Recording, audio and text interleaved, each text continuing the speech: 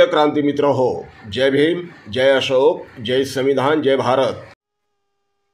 भारतामध्ये नव्हे तर संपूर्ण जगात पहिला दसरा मेळावा, अशोक विजयादशमी निमित्तचा पहिला मेळावा जर कोणी घेतला असेल तर तो केवळ आणि केवळ विश्वरत्न डॉक्टर बाबासाहेब आंबेडकर यांनी घेतला।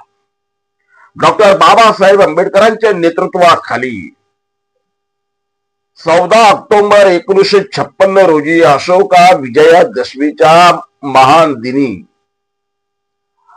लाखो जनतेचा तो मेळावा, धम्म मेळावा बाबासाहेबांनी घेतला आणि तिथून इतरांनी ती संकल्पना सोडली आणि आपापल्या नावानं ती मेळावा घेण्याची प्रथा सुरू केली। मग कोणी कोणत्या गडावरून घेतो, कोणी कोणत्या पार्कातून घेतो, कोणी कोणत्या हॉलमधून मेळावे घेतो आणि ह्या मेळाव्यांना इथली मनु मीडिया, जिला कोणी गोदी मीडिया म्हणते, कोणी मनु मीडिया म्हणते, कोणी बिकाऊ मीडिया म्हणते, कोणी लाचार मीडिया म्हणते, ज्याला जे शब्द प्रयोग करायचे त्यांनी ते करावे। तर ही इथली जी मीडिया आहे ती मीडिया ह्या मेळाव्यांना भरभरून कव्हरेज देते, प्रसिद्धी देते, अर्थात त्याची त्यांना घसघशीत बिदागी मिळते आणि त्यामुळे ते त्यांना मोठी प्रसिद्धी देते। तिथं जनता राहतच नाही अशा मेळाव्यांना, जिथं जनता राहत नाही, लोकांचा प्रतिसाद मिळत नाही अशा मेळाव्यांना 8 दिवसापासून प्रसिद्धी देण्याचे काम सुरू राहते। परंतु जिथं खऱ्या अर्थानं जनसागर लोटलेला राहतो, कुणालाही भाड्यानं आणण्याची आवश्यकता नाही, कुणालाही कोणत्याही प्रकारचं प्रलोभन दाखवण्याची आवश्यकता नाही, असे 2 मेळावे महाराष्ट्रामध्ये होतात। किंबहुना ते संपूर्ण देशामध्ये ते मेळावे फक्त 2च राहतात। एक असतो नागपूरच्या दीक्षाभूमीवर आणि एक असतो दुसऱ्या दिवशी अकोल्याचा तो धम्म मेळावा। या दोन्ही मेळाव्यांना लाखोंची गर्दी जमलेली असते। केवळ आणि केवळ एक गर्दी असते दीक्षाभूमीवर आपल्या मुक्तिदात्याला वंदन करण्यासाठी, आपल्या मुक्तिदात्यासमोर नतमस्तक होण्यासाठी, आणि एक गर्दी असते अकोल्यामध्ये आपल्या मुक्तिदात्याच्या नातवाचे विचार डोक्यात घेण्यासाठी, विचार ऐकण्यासाठी। परंतु ना नागपूरच्या दीक्षाभूमीच्या मेळाव्याची कुठं बातमी राहते, ना अकोल्याच्या मेळाव्याची कुठं बातमी राहते। ही मीडिया जातीवादी मीडिया आहे, ही धर्मांध मीडिया आहे, ही फक्त एकाच चष्म्यातून आणि एकाच विशिष्ट वर्गाच्या लोकांना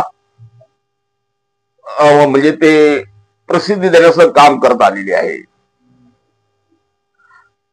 या मीडियानं नेहमी पहिल्यापासून आंबेडकरी चळवळीचा द्वेष केलेला आहे। आंबेडकरी समाजाच्या कोणत्याही बातम्यांना ही मीडिया दाखवत नाही। यांनी दाखवलं नाही म्हणून सूर्य काही उगवण्याचा थांबत नाही। सूर्याला किती झाकण्याचा प्रयत्न केला तरी सूर्य हा लपणार थोडीच आहे। आणि तेव्हा आमच्या बातम्या किती दडपण्याचा यांनी प्रयत्न केला तरी आज सोशल मीडियाच्या माध्यमातून सत्य ते लोकांसमोर यायला लागलेलं आहे, जनतेसमोर यायला लागलेलं आहे। मित्रांनो, या धम्म मेळाव्यामध्ये बोलताना, अकोल्याच्या धम्म मेळाव्यात बोलताना ऍडव्होकेट प्रकाशजी आंबेडकर यांनी नेहमीप्रमाणेच काँग्रेस आणि भारतीय जनता पक्ष या दोन्ही सख्यांना, म्हणजे हे दोन्ही एकच आहे, एकाच नाण्याच्या 2 बाजू आहेत, या दोघांनाही आडव हात घेतलं, सौफेर टीका केली। नरेंद्र मोदींच्या जगभरातील प्रतिमेचा त्यांनी खरपूस समाचार घेतला। या देशामध्ये इतका लाचार प्रधानमंत्री कधी कोणी झाला नाही। नरेंद्र मोदी इतका लाचार प्रधानमंत्री की ज्याने संपूर्ण देशाची प्रतिमा मलिन करून टाकली, असा प्रधानमंत्री या देशात या पूर्वी कधी झाला नाही। अशा या नरेंद्र मोदीला बाय बाय टाटा करण्याची आता वेळ आलेली आहे।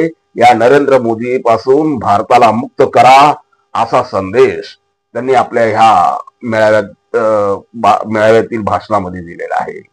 नरेंद्र मोदींपासून भारतीय राजकारण मुक्त केलं पाहिजे, भारताला मुक्त केलं पाहिजे, तरच हा भारतामधील लोकशाही जिवंत राहील असा संदेश प्रकाशजी आंबेडकरांनी आपल्या त्या भाषणामध्ये दिला। परंतु या भाषणाची कोणत्या मीडियानं दखल घेतली नाही, अर्थात ते घेणारही नाही। याच मेळाव्यामध्ये सुजात आंबेडकर यांचे अतिशय दमदार असं भाषण आपल्याला ऐकायला मिळालं।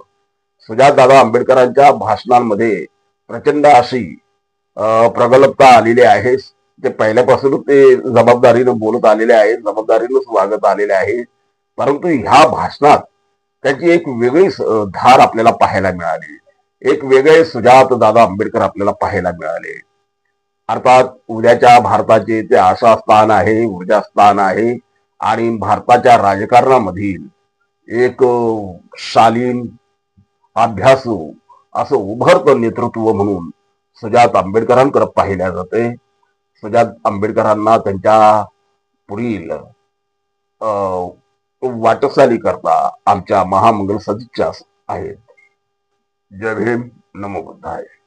क्रांती मित्र हो, भीम पॅंथर या आपल्या हक्काच्या यूट्यूब चॅनलला कृपया सबस्क्राईब करून आम्हाला विषमतावादी शक्तींच्या विरोधात लढण्यासाठी बळ द्या, शक्ती द्या, ऊर्जा द्या।